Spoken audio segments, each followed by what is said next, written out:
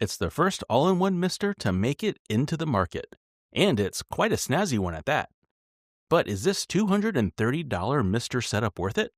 Well, stay tuned and find out, because today we're digging into the MiSTer Multisystem 2.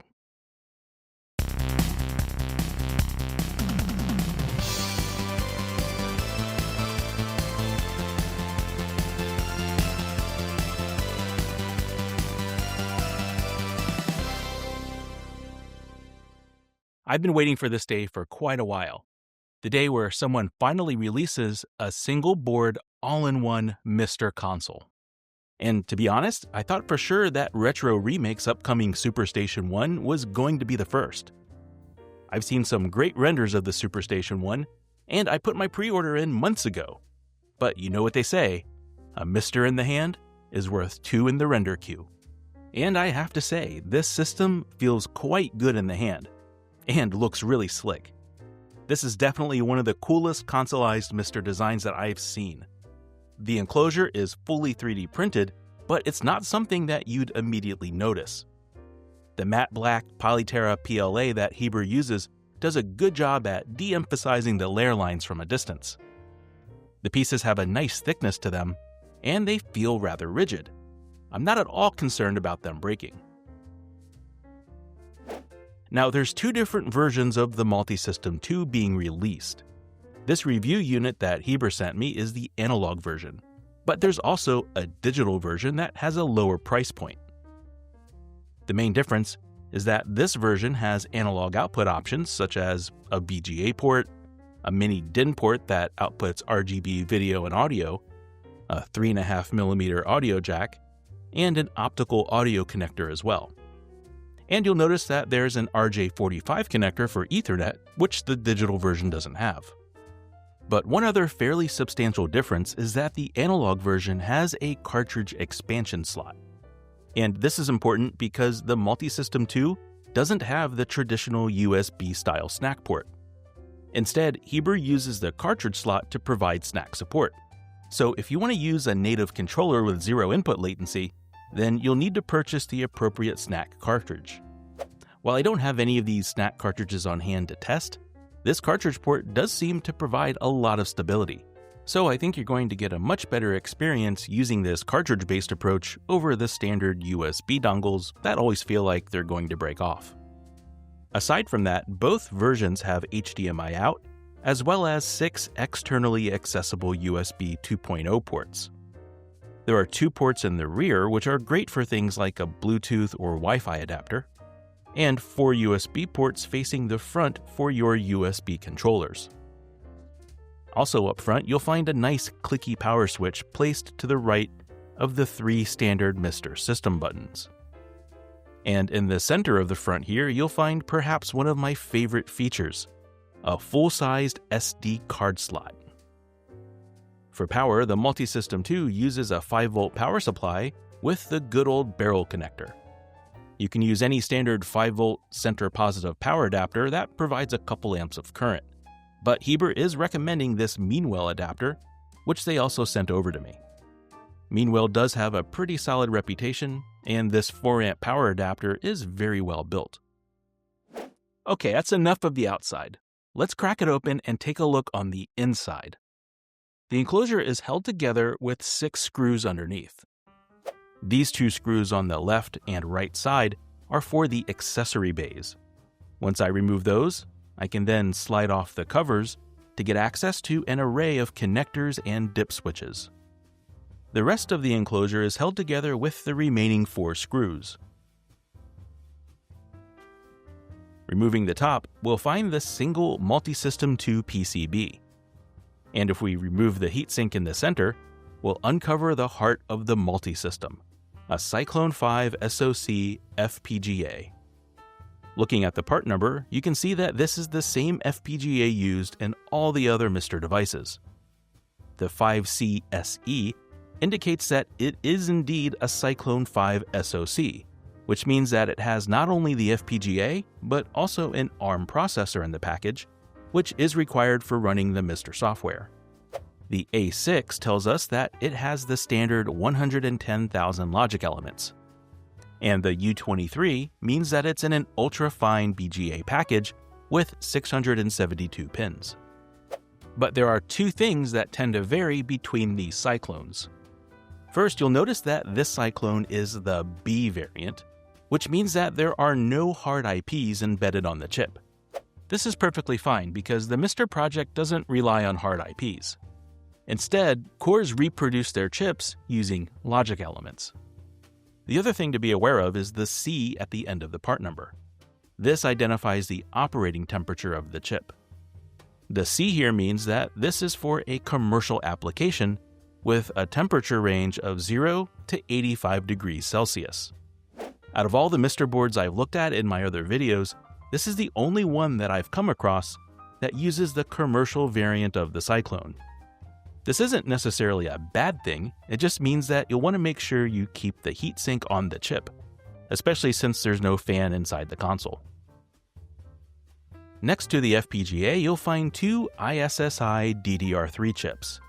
These are the same chips used by the DE10 Nano, and together they provide 1 GB of DRAM for the hard processor to use. For this particular model, you can expect a CAS latency of CL11, which is better than the CL13 that you'll find on the MiSTer Pi and the QM-Tech dev boards. To the right of the ISSI chips, you'll find two Alliance memory chips, providing 128 megabytes of SDRAM for use by the MiSTer cores. I'm glad to see Alliance chips being used here. They're a good, trusted brand that's been used in the MiSTer community for a while now. One interesting thing to note about these particular chips is that they're the 6TIN version. This means that the operating frequency is 166 MHz compared to the 143 MHz that you would normally see with these chips.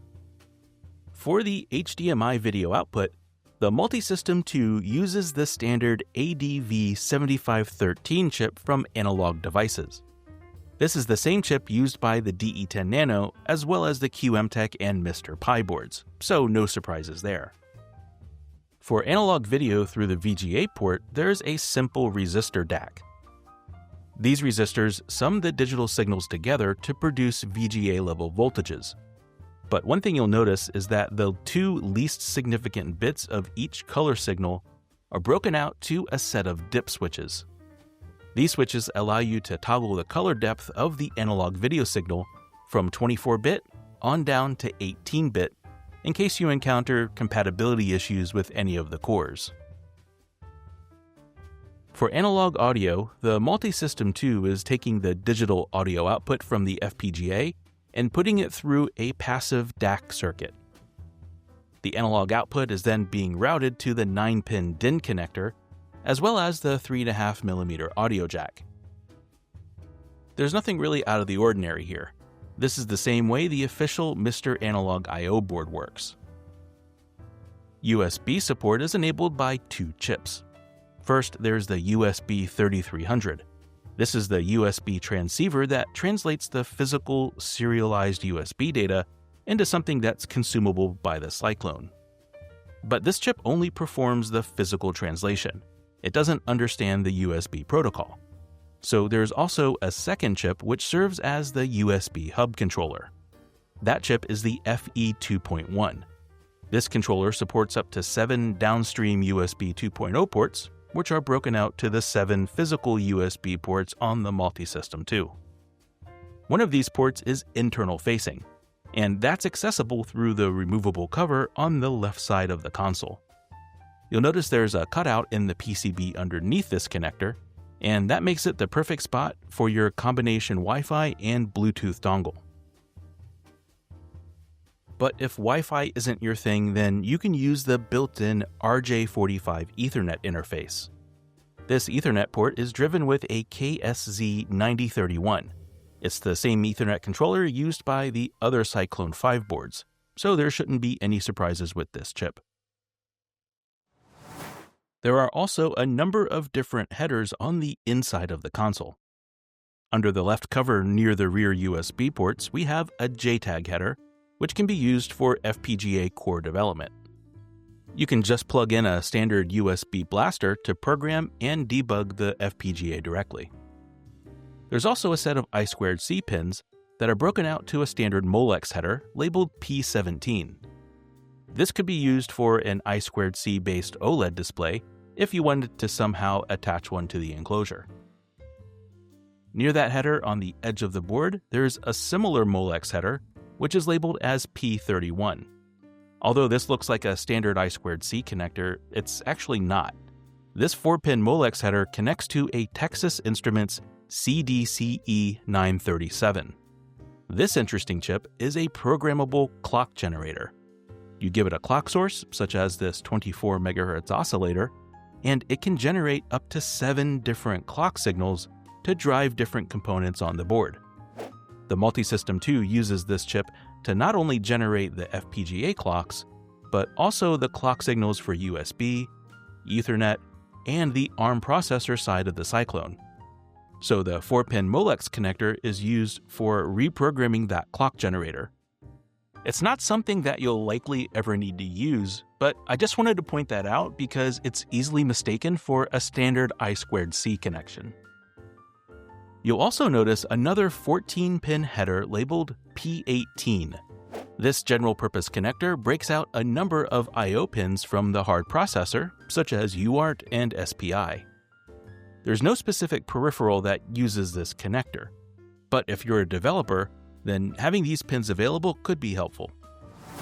This other 14-pin header labeled P15 is an LTC or Quick Eval connector. Terasic includes this connector on their DE10 Nano as a way to interface with daughter boards produced by Linear Technology Corporation. This is why it's frequently called an LTC connector. Now, Linear Technology is no longer around, but the MiSTer uses this connector for integrating a real-time clock. A standard MiSTer RTC board just plugs right into here. On the other end of the console, under the right side cover, we find 2 more 3-pin Molex headers labeled for a 3.3 volt and a 5 volt fan. Now, you could connect a fan to these pins if you wanted, but as you'll see here shortly, they also serve as general purpose power connectors. The final connector I want to point out is this large 50-pin header on the right edge of the system. This is an expansion header that breaks out a slew of pins from the FPGA. Through this header, you have access to all the Arduino pins, the secondary SD card, the LEDs, I2C, and much more. Okay, I think we've spent enough time looking under the hood. Let's go ahead and take the Multisystem 2 for a spin. For that, I'm going to use the analog ports and connect it to a VGA monitor. And I'll just use a micro SD card that already has the MiSTer software installed, and place it into a full-sized SD card adapter. And it should be no surprise that the system just fires right up. Now, before trying out some games, I want to run the memory test utility and let it run for a couple of hours so we can see what speed those Alliance memory chips stabilize at. And as you can see, after 2 hours, we're running error-free at a solid 150 MHz. As far as the cores go, everything works as you would expect. I tried out several different cores and games, and didn't encounter any issues or difficulties whatsoever.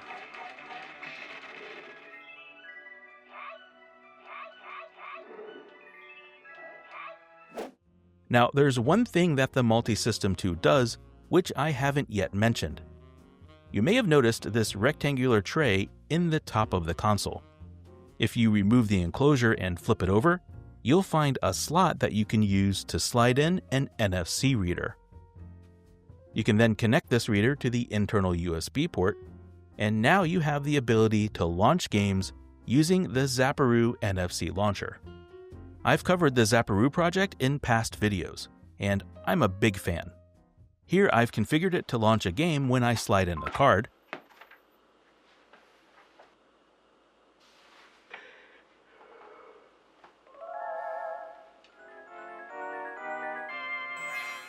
and when I remove the card, the system goes back to the main menu.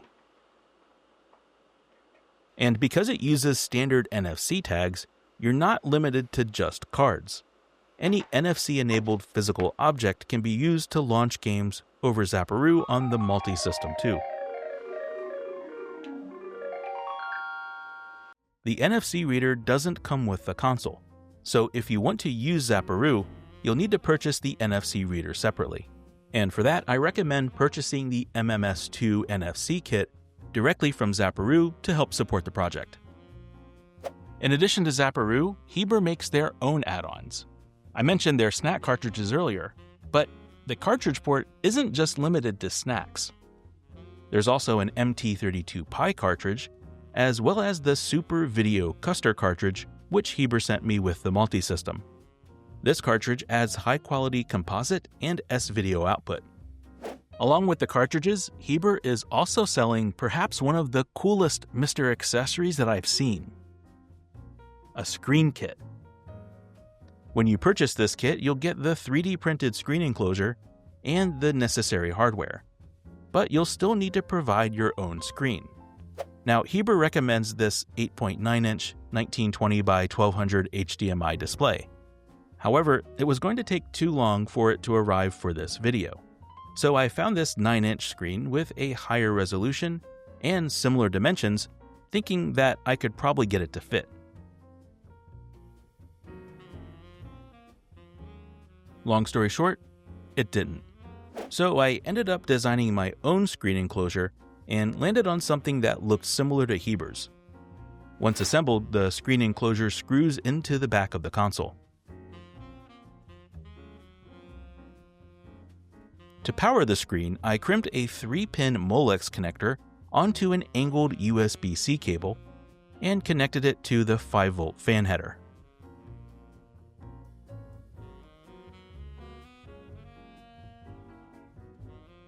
For video, I used an angled mini HDMI connector that just plugs into the HDMI port on the back of the console.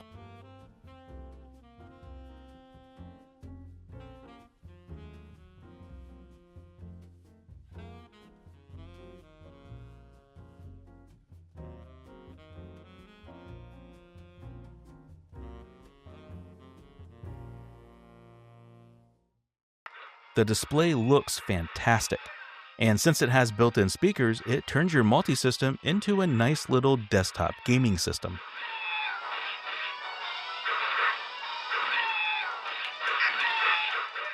And if you want to take it with you, you can just fold down the screen and stick it in your bag. I have to say, the MiSTer Multisystem 2 is the best designed MiSTer that I've seen to date. Not only does the console use high-quality parts and components, but the design is well thought out with multiple fail-safes and lots of little improvements over the standard MiSTer stack.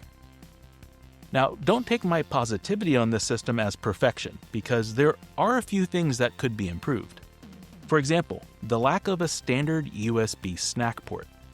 I get that Heber wants us to use their cartridge-based snacks, but snack cartridges don't exist for all the controller types, and I already have a bunch of snack adapters that I can't use at all with the Multisystem 2. Another thing I don't like is the programmable oscillator header being so prominently accessible under the left cover. Because SDA and SDL are so clearly labeled on it, I thought it was a standard I2C connector that I could plug an OLED display into. And while I'm glad the LTC header is included, it's a bit difficult to get to. It would have been great to have just included the real-time clock chip on the board instead. But despite all that, I love this console. It's a beautiful design that I would definitely put under my living room TV without hesitation. I think the price is decent for what you get. Just keep in mind that it doesn't come with a power supply or an SD card, so you'll need to factor those things into the cost if you choose to buy one. A big thanks goes out to Heber for sending me a review unit of this neat new MiSTer console. If you want to pick one up, Heber has them up for pre-order now with a release date of August 10th, 2025. Alright, well, that's about all I have for today, so I'll see you next time. But, as always, until then, go make something cool.